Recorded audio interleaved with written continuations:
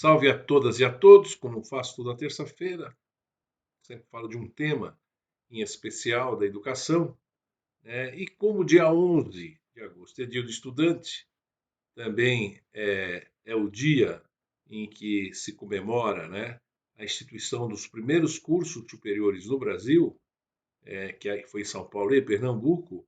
Obviamente também esse tema ele é vinculado, aí, os dois temas muito vinculados à educação, obviamente, mas eu vou explicitar um pouco sobre também o Dia do Advogado e vou fazer duas resenhas sobre esse tema.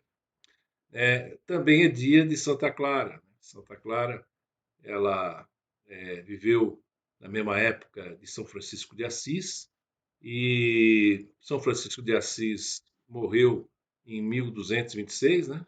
Entre tantas coisas, né? De São Francisco, ele que idealizou os presépios hoje, que as famílias se reúnem em torno dele no período de Natal para lembrar exatamente o nascimento de Jesus Cristo, né? E ela não podendo assistir, estava doente, quando as irmãs chegaram na casa dela depois do funeral, ela falou: não, assisti totalmente o funeral. E contou tudo, porque ela tinha assistido, projetado todo o funeral na parede da sua casa. Razão pela qual ela virou padroeira da televisão, padroeira da comunicação. E que assim ela nos inspira, principalmente aqueles que utilizam muito a tecnologia, mas principalmente a comunicação como um meio de informação. E nesse período da pandemia, né, todos nós fizemos diversas lives, enfim, e então isso também é inspirador. Eu vou aqui contar, muito tempo trabalhando na educação, é, fazer duas resenhas aqui sobre, sobre o que eu convivi. Né? Tem várias resenhas, podia citar muitas, mas em 10 minutos não dá.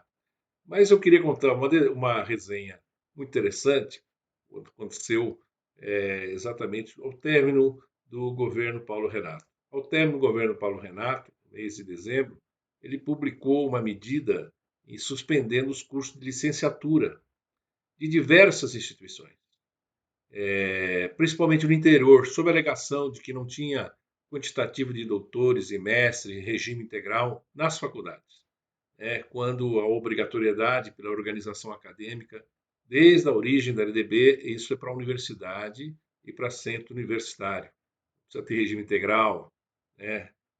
Também não pode ter professor simplesmente graduado lecionando e tudo mais. Ele suspendeu esses cursos e o SEMESP resolveu entrar com mandato de segurança coletivo em favor dessas instituições.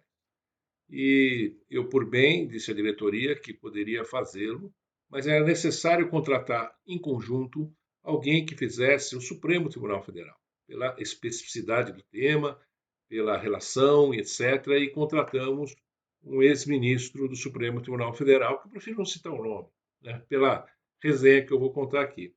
E nós fomos trocando as informações para protocolar o mandato de segurança, e era um processo bastante demorado, porque enviava por fax, depois devolvia, etc. E até um dia eu falei para o ex-ministro: ministro, o que o senhor acha da gente trocar por e-mail? Talvez fosse mais fácil, mais tranquilo e tal. É... Aí ele perguntou: não, tudo bem e tal. Eu falei assim: então eu vou dar o endereço do meu e-mail, né? Deu o endereço do meu e-mail e tal. E aí ele pegou e falou assim: e o CEP? Eu falei: não, não, o CEP eu depois combino com a sua secretária e tal, né? Enfim, esse mandato de segurança resultou exitoso, suspendendo o ato, então, do ministro Paulo Renato. E a outra curiosidade é que uma das faculdades que foram beneficiadas pela decisão me ligou e falou assim: Kovac, eu estou tão feliz que eu ia fechar esse curso que eu não tinha coragem, e aí veio uma decisão judicial para fechar, e agora então a gente, o advogado, sofre certas situações que ele nem imagina. Mas o fato é que as instituições continuaram é, é, oferecendo os cursos e tal, e realmente era uma medida absolutamente absurda. Outro fato assim, importante, na pandemia nós tivemos diversas leis tentando intervir nas relações contratuais. Curiosamente, em São Paulo nem foi na pandemia, foi antes da pandemia, foi em 2016, que teve uma lei estadual que dizia que cada desconto dado para um aluno, todos os demais alunos seriam beneficiados pelo mesmo desconto. Você dá um desconto para um aluno pobre, o rico seria automaticamente beneficiado. E, na época, nós entramos com uma ação pelo SEMESP, sabendo que o êxito seria difícil, mas conseguimos uma liminar para suspender, considerando que o correto seria feito pela Confenem. Mas, como entrou uma outra entidade, a Confenem, na época, questionou a legitimidade, o processo foi arquivado, e aí fomos até a Confenem, então pedimos para que ingressássemos com ação direta de inconstitucionalidade contra a lei paulista. E a Confenem, de forma especial, muito especial e acolhedora, acabou nos permitindo e assim o fizemos. Curiosamente, tudo que é ruim é copiado com maior facilidade. Tivemos uma lei estadual com o mesmo teor em Pernambuco e uma lei estadual com o mesmo teor no Rio de Janeiro, e ainda até hoje existe em Santa Catarina e Curitiba e que não foi declarada inconstitucional até hoje porque não houve arguição de inconstitucionalidade dessas leis. É, o ministro, o relator, São Paulo, o, o ministro Gilmar Mendes, ele acabou entendendo que realmente era inconstitucional, relatou favoravelmente, Procuradoria no mesmo sentido, a AGU no mesmo sentido, até que o ministro Alexandre de Moraes ele acaba tendo um voto divergente, que é acompanhado, e aí nós perdemos por 7-4 aquela ação, que ia ter uma repercussão nas leis do estado do Rio e também de São Paulo, em que havia também uma ação de inconstitucionalidade tramitando. Evidentemente, a repercussão seria muito grande, porque você imagina os reflexos contratuais que iam ter, as instituições tendo que devolver dinheiro, ao mesmo tempo não podendo mais dar desconto. Seria uma confusão enorme. Mas advogado não pode desistir nunca, né? Esse é que é. E fomos fazer uma audiência com o ministro Alexandre de Moraes, e eu aprendi que a audiência tem que ser 10 minutos, muito objetivamente. Nessa audiência expusemos que era uma lei que, de fato, não era uma lei que concorria com a possibilidade de ter regras de direito do consumidor no âmbito estadual. As instituições de ensino têm uma lei própria, que é a Lei 9.870, que regula toda a mensalidade escolar.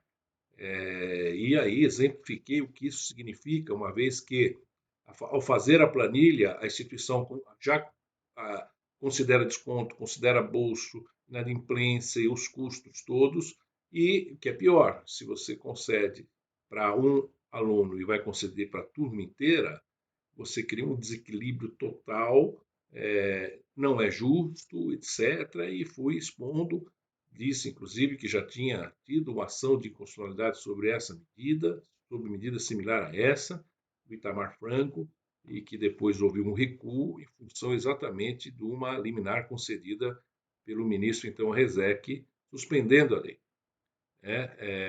E ele atendeu com muita atenção, olhou, doutor, mas tudo isso está na peça, tá? Embargue. Óbvio que a gente ia embargar mesmo. Né? E fizemos um embargo infringente, que foi recebido, e ao mesmo tempo conseguimos que a lei estadual, pelo ministro Barroso, fosse suspensa até o julgamento do mérito. E aí fizemos o embargo, e o embargo começou a ser julgado pelo meio virtual, eletrônico, e estávamos ganhando 5-0, ou seja, estamos virando o jogo. E o próprio relator, o Alexandre de Moraes, adotou a nossa tese. Estávamos, assim, começando a ficar tranquilo em relação a esse processo, quando o ministro Fachin ele pediu vista do processo e depois pediu destaque. O destaque significa o seguinte: o julgamento virtual, quando se pede o destaque, ele vai para o presencial e zera, começa tudo de novo. Bom, começou tudo de novo, fomos para 11 sessões e a sessão não chegava nunca no nosso processo, embora estivesse marcado, sessões longas, votos longos, presencial sempre os votos são muito longos, e tal, e foi seguindo, foram 10 sessões e tal. Quando chegou na 11ª, eu estava em Brasília e eu tinha me inscrito, já estava inscrito de forma virtual, estava em Brasília, deu 4 horas, 4h30, o café normal dos ministros, né? Então, falei, não vai dar tempo, tinha mais processo na frente e tal, e fui embora. Passei na esteira do aeroporto. Quando eu passei na esteira, toco o telefone, era o assessor do Supremo, lá, do ministro do Supremo Tribunal Federal, comunicando que havia tido uma inversão de ordem e que eu ia fazer a sustentação oral tão logo terminasse o café e retornasse à sessão. Eu estava dentro do aeroporto, fui na sala VIP lá, entrei numa sala, fechei a porta, aquela sala que fica em cima lá do aeroporto. Normalmente você tem que identificar e tudo mais. Não me identifiquei, falei que depois eu me identificaria porque estava com problema, etc. E tal. Fui lá no reclamaram e fiz a sustentação oral naquele momento no aeroporto e aproveitei e pedi para fazer a junção dos 3 processos, considerando que os temas eram os mesmos, tanto do Rio de Janeiro, cuja relatora foi, né, a Rosa Weber, e de São Paulo, que era o Roberto Barroso. E aí o jogo foi invertido e ganhamos, né, com 10 votos a 1.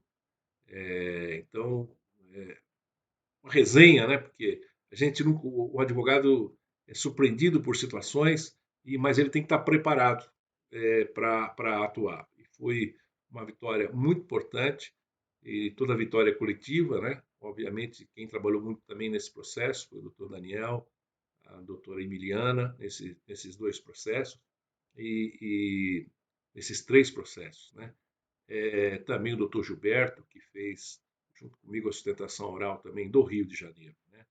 Então é uma resenha para a gente contar um pouco dos bastidores que a gente vive. Eu jamais ia imaginar, depois de alguns anos, ia fazer uma sustentação oral dentro de uma sala do aeroporto de Brasília.